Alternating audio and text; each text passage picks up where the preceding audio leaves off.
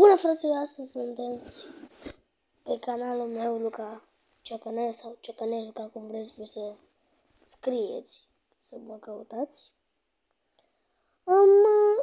Uite, noi astăzi ne jucăm Granny, da?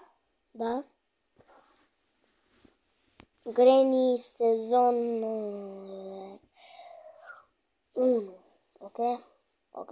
Până la sezonul 5 sau cum vreți voi, nu știu. Am jucat eu pe așa, am mai jucat eu Granny așa. Dar că, opa, așa, uite așa. Că eu ok, atâta să stăm. Sunt acolo minutele să, da, minutele, câte minute mai avem să stăm aici. Ce e asta? Bă. Sper că vă uitați la videoclip. Sper să mă acceptați ce fac, să mă acceptați ce fac eu. Că nu e așa de ușor.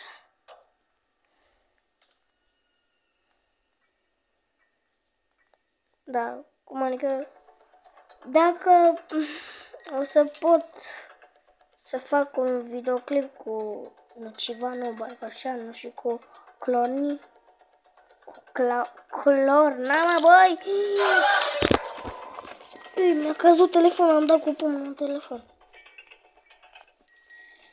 Puciachi, Anandolina, Puciachi, Anandolina.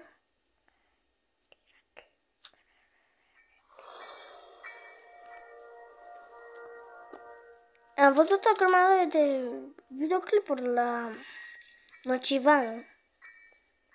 Da, postează niște videoclipuri chiar tari.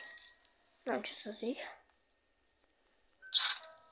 Adică postează cu Clorna. Ei, bă, lasă-mă, bă. I s-a văzut buca.